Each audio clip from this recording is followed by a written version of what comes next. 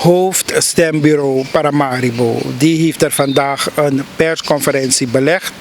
Maar deze persconferentie die stond er ook open voor de politieke partijen welke hebben deelgenomen aan de verkiezingen in Paramaribo.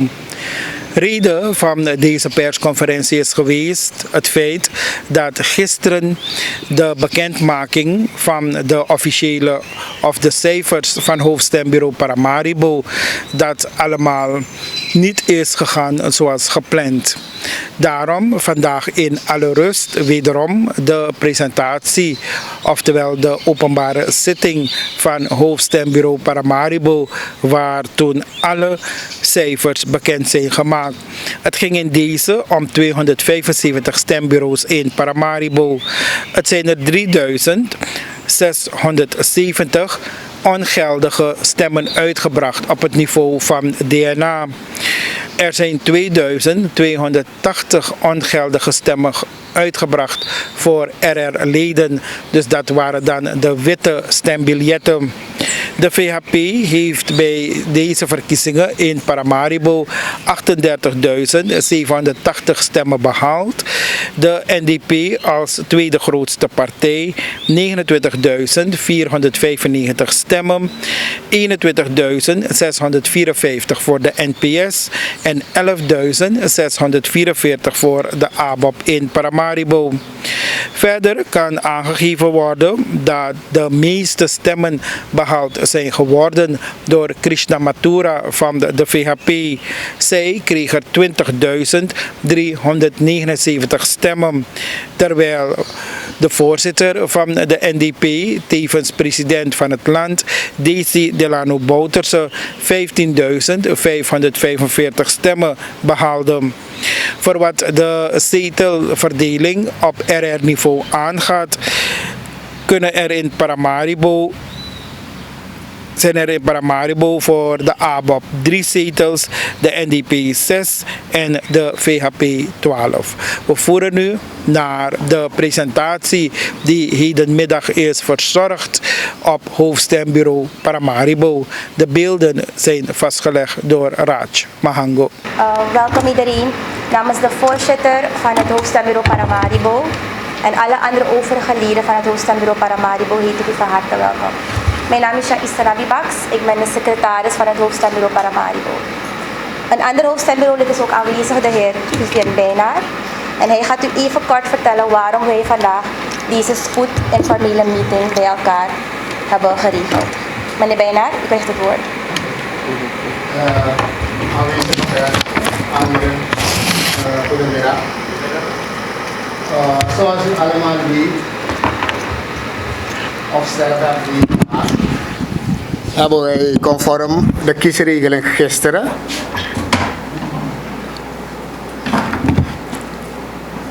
de processen verbaal afgerond.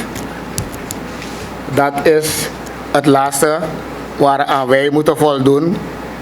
Helaas is er een bezwaarschrift ingediend en vanwege het feit dat het team niet voltallig aanwezig was, konden wij geen beslissing daarover nemen. Dus dat stukje hebben de politieke organisaties nog bij ons te goed.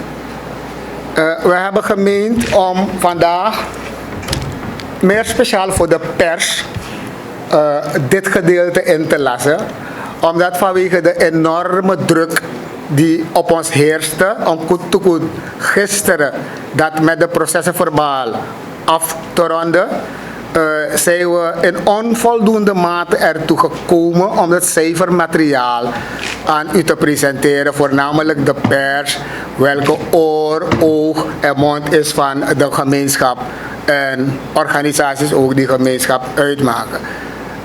Weliswaar zijn er wat vertegenwoordigers hier van politieke organisatie, maar de bedoeling is dat het een vorm van een persbriefing is. Wij kunnen als met z'n tweetjes hier niet op cruciale zaken ingaan.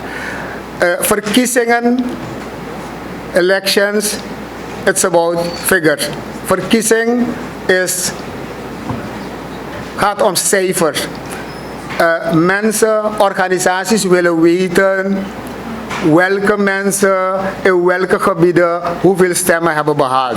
En dat is datgene wat wij vandaag aan u willen presenteren, zodat u dan hopelijk dan helemaal vol geladen en beladen bent en dat u dan terug kunt keren naar de maatschappij om ja, uw job te doen, onderbouwd natuurlijk met deze cijfers om uw job te doen. Hopelijk dat wij daarin wel slagen. Met betrekking tot de cijfers aan het einde, dan is er wel ruimte om enige zaken te stellen. Ik wil het niet te lang maken en wil overdragen aan de deskundigen op dat gebied. Mag ik toch wel een vraag stellen voor je naar de cijfers gaat? U heeft daar net een opmerking gemaakt van het team was niet volledig aanwezig, dus er heeft nog niets plaatsgevonden wat de aanklacht betreft van de NDP. Ja. Mag ik weten binnen welke termijn u denkt dat rond te hebben? Ja, akkoord. Laat mij u dit ervan zeggen. Hedenmorgen, heel vroeg, is het bezwaarschrift doorgezonden naar de andere actoren. En met name het OKB, het Centraal Hoofdstemburo en het ministerie van Binnenlandse Zaken. En wij hopen dat vandaag nog alle instituten, organisaties betrokken bij de verkiezing bij elkaar komen om daarover een oordeel te vellen. En we beloven u dat zodra dat rond is, u dat van ons te horen krijgt. Akkoord? Is de openbare vergadering van het hoofdstemburo van Paramaribo gehouden en ook afgesloten? Nee, nog niet. Nog niet, het kan nog niet.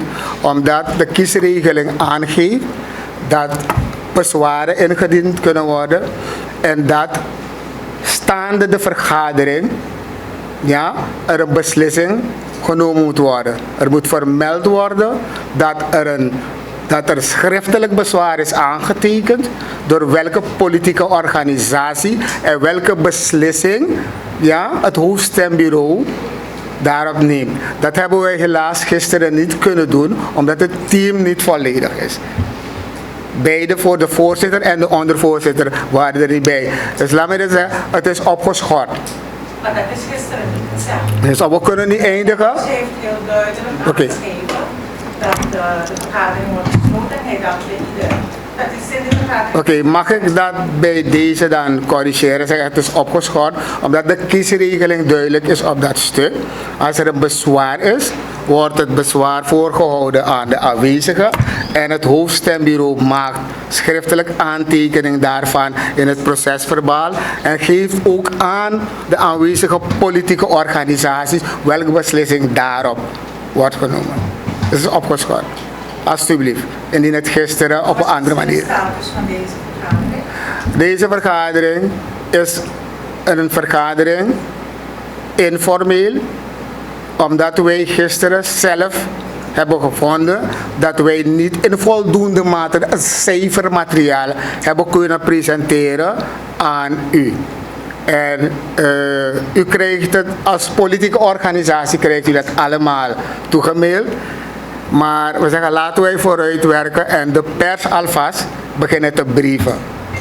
Met betrekking tot alleen het cijfermateriaal. Ik zei het al, verkiezing gaat om cijfers. Ja, maar dit is dan niet bedoeld voor de politieke partij. Ja en nee, ze zijn er en we accepteren ieder. We accepteren het. Het is ook belang ja, van politieke orde. Dat ze er zijn, vormt geen enkel probleem. Weliswaar kunnen we geen antwoorden geven wanneer u een vraag zou stellen. In formele zin in relatie tot de verkiezingen. Omdat het volledig team niet aanwezig is. We hebben gedacht laten we alvast de pers voeren. Die zijn mond, oor, oog van de natie met het cijfermateriaal. Want verkiezingen gaan om cijfers nogmaals. Kunnen we verder gaan alsjeblieft? Akkoord? Hoe verspreiden aantal mensen al hier gaan. Ja. Ja. Mag ik dan het woord overdragen aan mevrouw Nabi Baks? Ja, dankjewel.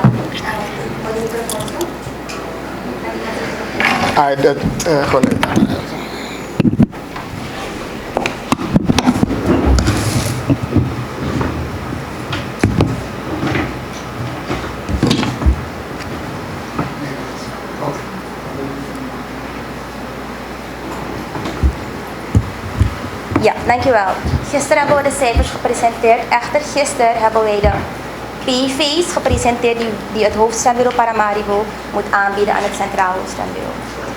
Wij van de organisatie hebben gemeen dat het gisteren een beetje onopzichtelijk naar voren is gekomen. Er waren wat problemen, we hadden technische problemen. Stroom was ook uitgevallen eerder op de dag in mis, dus alles is een beetje opgeschoven. We wilden echter deze presentatie die we vandaag gaan voorhouden aan jullie gisteren doen. Ja, maar we konden we dat niet doen. Dus we hebben dat toen besloten, we gaan de PV's die wij zullen opsturen naar het CHS, hebben we dat toen gezien. En jullie zagen dat het heel veel pagina's omvatte. En het was een beetje onoverzichtelijk. Voordat ik verder ga met deze presentatie wil ik even bepaalde zaken doorgeven. Belangrijk om te weten, is wat zijn de taken precies van het Hoofdstemburo. Want we hebben een heleboel mensen in NIS gehad en bepaalde zaken waren zo onduidelijk voor de mensen. We hebben de zaken belicht, uitgelegd, maar het bleek dat er nog heel veel ruis was. Artikel 124 van de kiesregeling geeft duidelijk aan wat de taken van het Hoofdstemburo zijn. Van alle hoofdstembureaus in Suriname. Suriname heeft 10 districten, dus er zijn 10 hoofdstembureaus ingesteld. Als hoofdstemburo ben je verplicht originele PV's te ontvangen van elke stembureauvoorzitter. In Paramaribo hebben we 274 stembureaus, plus 1 quarantaine stembureau, dus we hebben totaal 275 stembureaus. De voorzitter van een stembureau levert zijn originele procesverbaal in bij het hoofdstemburo. Het hoofdstemburo screent, verifieert en verwerkt de data die is opgenomen in de PV. Als wij constateren dat een stembureauvoorzitter een procesverbaal indient dat niet volledig is, niet correct is, kunnen we dat niet accepteren, want dan hebben we geen data om te verwerken. Vandaar dat jullie hebben gezien in NIS dat voorzitters meerdere malen zijn gekomen. Want we konden bepaalde zaken niet accepteren. Bepaalde voorzitters gaven aan dat ze ook moe waren. Ze hebben bepaalde zaken laten liggen. We hebben ze de ruimte gegeven om alles volledig in te vullen. Het heeft zoveel dagen geduurd. Dat weten we allemaal. Het komt allemaal ook door een beetje stagnatie. We waren ook beperkt. Het publiek heeft ons ook beperkt in bepaalde zaken. We moesten op een gegeven moment veel rekening houden. We hebben geprobeerd alles zo transparant mogelijk te doen. Want dat wilden we, dat was de bedoeling. Ook dat we iedereen hebben toegelaten in het NIS. Maar we werden beperkt. Desondanks is het toch nog goed afgelopen. We hebben alle 275 PV's in goede orde ontvangen. En wat ik eerder zei, als een procesverbaal dus niet goed is ingevuld, moet je die mogelijkheid weer bieden aan de voorzitter van het stembureau om het te doen. Wij als hoofdstemburo mogen geen correcties aanbrengen aan een procesverbaal van een stembureau. We mogen niks, we mogen het alleen accepteren en verwerken. Dus wanneer we iets constateren, we hebben bijvoorbeeld zaken gezien als er was een 1 doorgehaald, een 0 gezet en er is niet geparaffeerd, kunnen wij dat niet accepteren, want het moet niet lijken alsof het hoofdstemburo dat heeft gedaan. Als een procesverbaal niet volledig is getekend door alle leden die aanwezig waren in het stembureau, is het ook niet compleet. Dus daarvoor moesten de mensen steeds terugkomen, want het hoofdstemburo mag geen aantekeningen maken, geen correcties plegen op een procesverbaal. Alleen de voorzitter van het stembureau mag dat doen. Voor de rest wil ik nog even aangeven dat er andere verkiezingsorganen zijn, zoals het CAS en het Centraal Hoofdstemburo. Zij ontvangen dus alle procesverbaal van alle hoofdstembureaus in Suriname en zij stellen dan de uitslag van de verkiezing vast. Overigens heb je ook nog het OKB, het Onafhankelijk Kiesbureau. En zij zijn een toezichthoudend orgaan en zij bepalen als de verkiezing bindend of niet bindend is. Zoals u heeft gezien was het OKB ook goed vertegenwoordigd in NIS op alle afdelingen waar we onze controleposten hadden. Als u de kiesregeling opent, zult u al deze verkiezingsorganen gelist zien met hun taakomschrijving. Het is zeer belangrijk dat u het weet, want dan weet u precies hoe de gang van zaken gaat. Zoals ik eerder zei, het publiek hebben we toegelaten, we waren niet verplicht om dat te doen. Houdt u rekening. Wanneer een hoofdstembureau zijn interne administratie gaat regelen, is dat voor het hoofdstembureau. Niemand kan komen zeggen, je moet dit doen, je moet dat doen. Echter is het wel gebeurd in NIS. Het publiek begon te bepalen, we mochten niet in dozen gaan. Het is onze interne administratie. Je moet ons de gelegenheid geven om ons werk af te maken. We hebben ze toegelaten in NIS voor de transparantie, maar het is ons in dank afgenomen. Er zijn een heleboel zaken op social media ook gegooid. We zijn verraders, we frauderen. Ik vraag me af in hoeverre we kunnen frauderen. Het Surinaams kiesysteem is zo eerlijk, zo transparant. De internationale waarnemers, OAS, CARICOM, zijn persoonlijk naar me toegekomen en hebben ook aangegeven dat het Surinaams kiesstelsel toch wel eerlijk verloopt en toch transparant is. En het is jammer dat mensen, leden van het hoofdstembureau betichten. Het is gewoon niet prettig voor ons. We hebben eerlijk gezegd ons werk niet naar behoren kunnen doen. We werden steeds opgehouden, we moesten te veel rekening houden met zaken die speelden in het NIS. Even kijken. Ik denk dat ik, voordat ik start met de presentatie, nog 3 zaken wil voorhouden. Misschien een tip aan de komende regering die gaat aanzetten. Misschien de kiesregeling een beetje aanpassen, want nu heb ik het van de andere kant gezien. Ik zelf als jurist, zou ook graag een bijdrage willen leveren. Het is belangrijk, want het is belangrijk dat stembureauvoorzitters weten hoe ze een procesverband moeten invullen. Op het moment dat we die dingen niet hebben, kunnen we de zaken niet verwerken. Vandaar het zo lang heeft geduurd in het mis. Jullie waren allemaal witnesses, jullie hebben het gezien. Daarom zeggen we het nu ook weer aan jullie. En ik denk, ik kan misschien een afspraak maken, daagde mensen uit die innis waren, dat ze volgende verkiezing komen werken en dan zien ze wat het werk allemaal inhoudt. En dan ga ik daarboven zijn in NIS en dan ga ik naar jullie kijken. Kunnen we dat afspreken en dan zitten we dan aan tafel. Dan gaan jullie zien hoe zwaar het is. Dat wij dagenlang niet hebben geslapen, uren hebben opgeofferd. Onze gezinnen zagen we nauwelijks alleen om het volk van Suriname, om het volk van Suriname eigenlijk te dienen. We doen het niet in eigen belang of voor eigen belang, want Suriname is en blijft een monat. We doen het voor heel Suriname. Daarom hebben we onze krachten ingezet. Het heeft wel 10 dagen geduurd, maar we zijn klaar. Dan ga ik nu over tot mijn presentatie. Volgende slide. Aantal ongeldige DNA-stemmen bedraagt 3670. Aantal ongeldige RR-stemmen voor heel pad is alleen maar Paramaribo, bedraagt 2280. Participatie in procenten op DNA-niveau in Paramaribo. Zoals u ziet is het district Paramaribo, de verschillende 12 resorten. Het aantal kiesgerechtigden is ernaast en de mensen die zich gaan stemmen. En dan is het daarna uitgedrukt de opkomst in percentage. Dit is op DNA-niveau. Dan hebben we RR-niveau. Hetzelfde, het district, de 12 resorten, het aantal kiesgerechtigden, mensen die zich gaan stemmen, het aantal en de opkomst van de stemmers op RR-niveau. Volgende slide. DNA-zetels. Paramaribo kan totaal 17 zetels behalen. De zetelverdeling zal het Centraal Hoofdstemburo bekendmaken. Op basis van de zetelverdeling hebben deze 4 partijen het hoogste aantal stemmen gehad. De VHP 38.780 stemmen, NDP 29.495, NPS 21.654 en ABOP 11.644. Dus de zetelverdeling gaat sowieso bij deze partijen zijn. Maar dat gaat het Centraal Hoofdstemburo bekendmaken. Dat is niet de taak van het Hoofdstemburo. Aantal stemmen op DNA-niveau per politieke organisatie. Zoals u weet hebben 17 politieke organisaties meegedaan aan de verkiezingen in 2020. Het totaal aantal stemmen per partij A20 2551, ABOP 11.644, BEP 1872, DA91 414, De Nieuwe Wind 56, DOE 1657, HVB 2571, NDP 29.495, NPS 21.654, PALU 429, PL 2616, PRO 749, SDU 111, SPA 363, STREE 470, VHP 38.780 en de VVD 226. Dit is het aantal behaalde stemmen op DNA-niveau voor heel Paramaribo, voor alle 17 politieke partijen die hebben deelgenomen. Volgende slide. Dit zijn de gekozen DNA-kandidaten voor Paramaribo. Oh, hier staan ze. Oké, is goed. Dit zijn de gekozen DNA-kandidaten voor heel Paramaribo.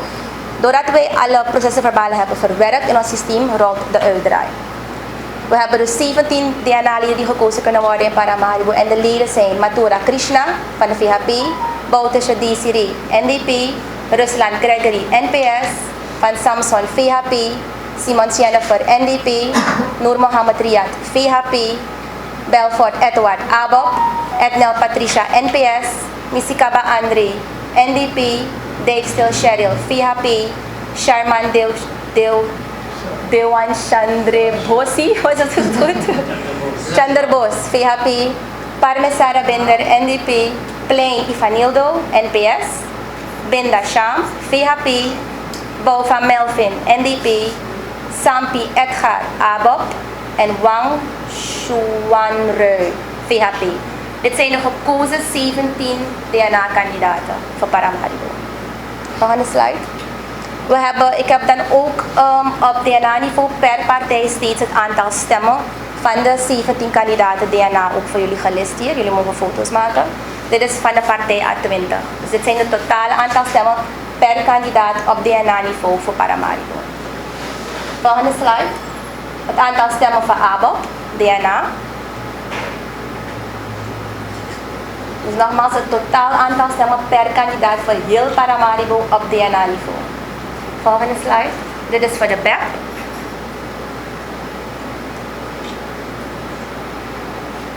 Volgende slide. Dit is DA91.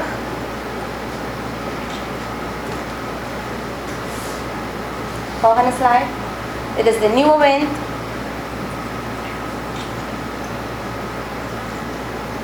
Volgende slide. Dit is DOE.